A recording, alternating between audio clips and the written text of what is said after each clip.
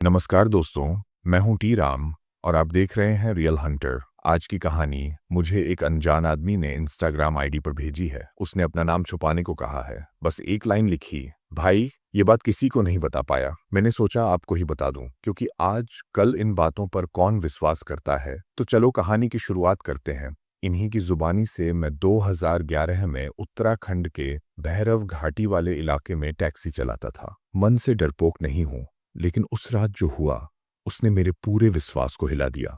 और ये सब बताने का सिर्फ एक ही कारण है, शायद मैं इससे छुटकारा पालूं। पहाड़, ठंड और एक अजीब सन्नाटा। 3 दिसंबर 2011। दिसंबर की शुरुआत थी, पर ठंड किसी बूढ़े पहाड़ की आखिरी सांस जैसी भारी थी। उस दिन मैं गांव से शहर की तरफ 5 चक्कर लगा चुका था। शाम 8 बजे तय कर लिया था कि अब घर जाऊंगा। भैरव घाटी वाले रूट में रात को सवारी बहुत कम मिलती है, क्योंकि रात को 9 बजे के बाद वहां का पूरा रास्ता जंगल की तरह शांत हो जाता है। परछाई का इशारा। ये सड़क के मोड़ पर पहुंचा ही था कि हल्की सी हरकत दिखी, किसी इंसान की, किसी औरत की, या शायद परछाई की, पता नहीं। पहाड़ी इलाकों में परछाइयां भी अक्सर इंसानों जैसी लगती हैं। मैंने जीप रोकी। वहां एक अधेड़ औरत खड़ी थी। उन उम्र की महिलाएं पहाड़ों पर ज्यादातर घरेलू कपड़े पहनती हैं, पर ये कुछ अलग थी। उम्र दिख रही थी 45 से 50, पर कपड़े किसी पहाड़ी महिला जैसे नहीं, जैसे शहर की हो, पर चेहरा चेहरा पहाड़ में गढ़ा हुआ। सड़क पार करा दोगे? यही बोला उसने। उसने हाथ जोड़कर कहा, भैया मुझे बस सड़क के आगे वाले मोड़ तक छोड़ दो, आज पैर कांप रहे हैं, भारी लग रहा है, चल नहीं पा रही। मैंने सोचा कुछ काम से आई होगी, पैर फिसल गए होंगे। अब पहाड़ की रात में कौन किसी की मदद न करे। मैंने दरवाजा खोल दिया। वह धीरे धीरे चढ़ी, इतनी धीरे कि लगा जैसे हर कदम में दर्द हो। धीरे धीरे डर उतरता है कहानी में। पहले तो सब सामान्य लगा, पर थोड़ी देर बाद मैंने देखा वह खिड़की से बाहर लगातार एक ही जगह को घूर रही थी, जैसे किसी को देख रही हो या किसी को छुपा रही हो। मैंने पूछा, कहाँ जाना है? वो बोली, बस आगे वाला मोड़, जहां सड़क जंगल में मुड़ती है। मैंने कहा, वहां तो कोई बस्ती नहीं। वह हंसी, धीमी टूटी हुई हंसी। आप छोड़ दो, आगे मैं चली जाऊंगी।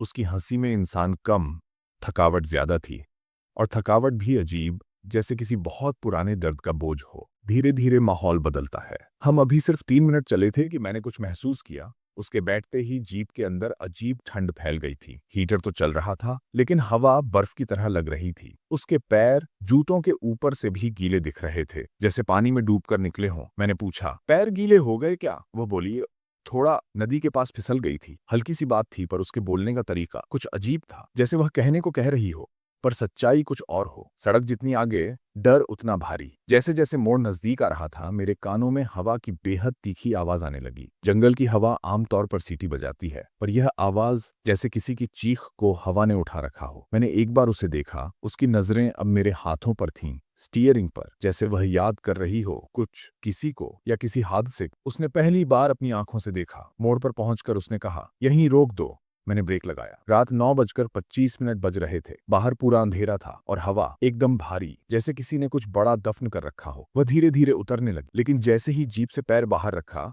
उसकी चाल बदल गई। अभी तक वह एक थकी हुई औरत लगी थी, पर अब उसकी चाल बहुत सीधी, बहुत हल्की, बहुत अजीब थी, जैसे इंसान ऐसे नहीं चलते। भैया धन्यवाद। और फिर वो रुक गई। वह 2 कदम चली ही थी कि अचानक रुक गई, मुड़ी, मेरी तरफ देखा और बोली, भैया आप भी पहाड़ के ही हो ना? मैंने हाँ में सिर हिलाया। वो बोली, तो एक बात सुन लो, पहाड़ कभी किसी को नहीं मारता, लोग खुद गिरते हैं। ये सुनकर मेरी रीढ़ सुन्न हो गई।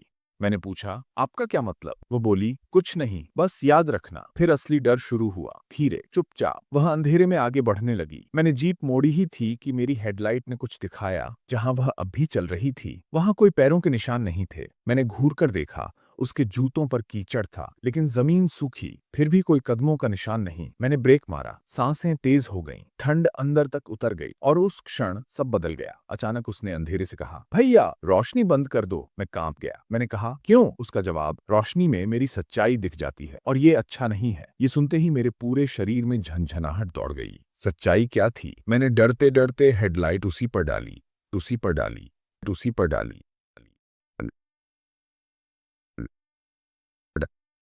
पर डाली, पर डाली, उसी पर डाली, लाइट उसी पर डाली, डाली, डाली, उसी पर डाली, उसी पर डाली, पर डाली। और जो मैंने देखा वह इंसानी नहीं था। उसका चेहरा वैसा ही था, पर उसकी परछाई जमीन पर नहीं थी। वह आगे बढ़ रही थी, लेकिन जमीन पर कोई निशान, कोई साया, कुछ नहीं। वह बोली, मैं फिसली नहीं थी, किसी ने धक्का दिया था। मैंने डरते हुए पूछा, किसने? वो पलटी, चेहरा बिल्कुल शांत। मेरे पति ने 20 साल पहले, यही मोड़, यही सड़क, यही अंधेरा। मैं हिल गया, आंखों के सामने अंधेरा छाने लगा। और फिर उसने आखिरी बात कही, हर साल मैं किसी ऐसे इंसान की तलाश में रहती हूँ जो मेरी मदद कर सके। सिर्फ एक काम, मेरी हड्डियां इस मोड़ के नीचे पड़ी हैं, उन्हें कोई देख ले, बस मैं चली जाऊंगी। ये कहते ही उसका चेहरा एकदम फीका पड़ने लगा, जैसे धुआं हवा में घुल रहा हो। फिर वह गायब हो गई। मैं कुछ समझ पाता उससे पहले ही वह पेड़ों की तरफ चली गई और अगले ही पल अंधेरे में घुल गई। मैंने हिम्मत करके नीचे देखा। अगले दिन पुलिस के साथ गया। खाई के किनारे पर कुछ पुरानी हड्डियां मिलीं और साथ में एक पुराना बिछुआ जो सिर्फ पहाड़ी औरतें पहनती हैं। पुलिस ने कहा, ये हड्डियां कम से कम 15 से 20 साल पुरानी हैं। जिस उम्र की वह दिखती थी, जिसने जो कहा था, सब एक जैसा लग रहा था। और अंत में वह लाइन जिसने मुझे अंदर से हिला दिया। उस रात सोते समय मेरे फोन पर एक मैसेज आया, धन्यवाद भैया, अब मुझे रोशनी से डर नहीं लगता। नंबर अगले ही पल गायब। और अब मैं 14 साल बाद ये सब लिख रहा हूं, ताकि जो मैंने देखा वह मुझ तक ही न रहे। दोस्तों, ये कहानी उसने भेजी, मैंने इसमें कुछ नहीं जोड़ा। जो उसने देखा वो सच था या पहाड़ का भ्रम, ये तो वही जानता है। लेकिन पहाड़ों में कहते हैं, कुछ रास्ते दिन के होते हैं, कुछ रात की गलती बस इतनी है, हम दिन की सोच लेकर रात के रास्तों पर चल देते हैं। तो कमेंट करके बताओ आपको ये कहानी कैसी लगी।